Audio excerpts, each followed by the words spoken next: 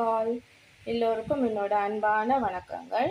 இன்றைக்கு நான் செய்திருக்கிற இந்த ரெசிபி மரவள்ளி கிழங்கில் செய்த ஒரு ஸ்வீட்டான இட்லி. சின்ன பிள்ளைகள் விரும்பி சாப்பிடக்கூடிய ஒரு இட்லி. இதை நான் எப்படி செய்தேன்னு சொல்லி வீடியோவில் காட்டுறேன். இந்த ரெசிபிக்கு இந்த மரவள்ளி கிழங்கு ஒரு பீஸ் தோல் எடுத்துட்டு வாஷ் பண்ணி வச்சிருக்கிறேன். இதை ஸ்க்ரேப் பண்ண சின்ன பகுதி, இந்த சின்ன பகுதியால் ஸ்க்ரேப் பண்ணி எடுக்கப்போம்.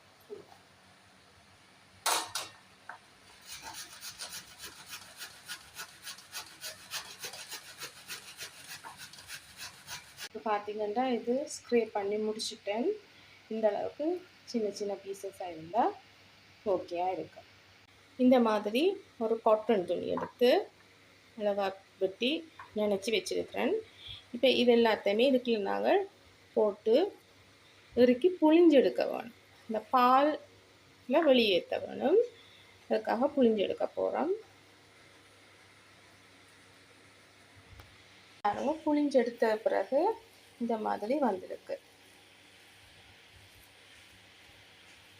நல்லா தண்ணி தன்மை இல்லாமல் நல்லா சரியாக புழிஞ்சு எடுக்கலாம். இதில் நான் 2 விதமாக செய்ய போகிறேன். அதனால் இதில் ஹாஃப் எடுத்து பாதி எடுத்து நான் நிறையா வச்சுருக்கிறேன். இப்போ இதுக்குள்ளே சர்க்கரை பவுடர் பண்ணி வச்சுருக்கிறேன். அது ஒரு 2 ஸ்பூன் போல் போடுவோம். அடுத்தது கொஞ்சம் தேங்காய் பூ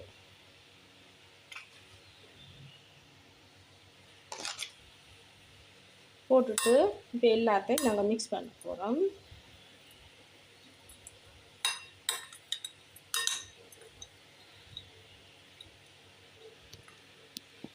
இது சர்க்கரையும் தேங்காய் பூவும் தனியாக மிக்ஸ் பண்ணி வச்சுருக்கிறேன். இதில் எடுத்த அந்த மிச்சம் இதுக்குள்ளே கொஞ்சம் ஏலக்காய் பவுடரும் நான் சேர்த்து மிக்ஸ் பண்ணுறேன்.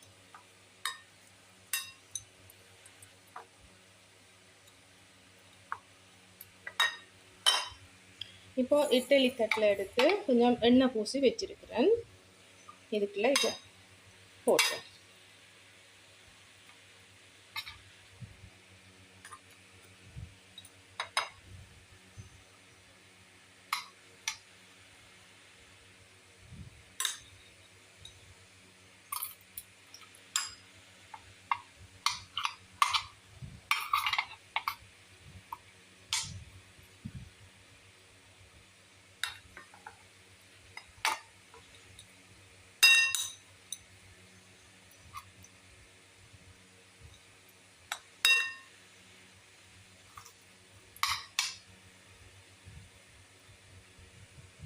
மற்றது என்ன செய்ய போகிறோம்னு சொன்னால்,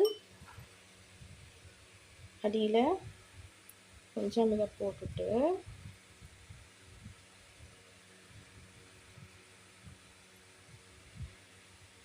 அதுக்கப்புறம் இந்த மிக்ஸ் கொஞ்சம் நடுவில்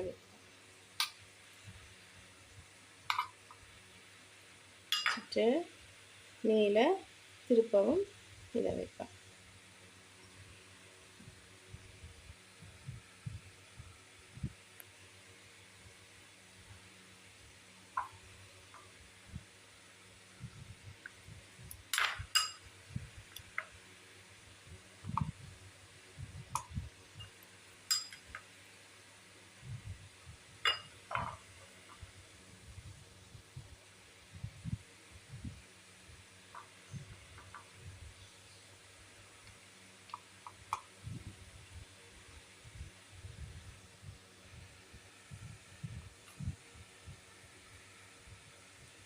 இப்போ தண்ணி அடுப்பில் வச்சுருக்கிறேன்.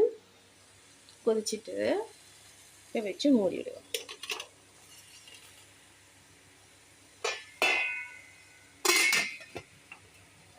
ஒரு இட்லி அவிகிற அளவுக்கு டைம் விட்டால் போதுமானதாக இருக்கும்.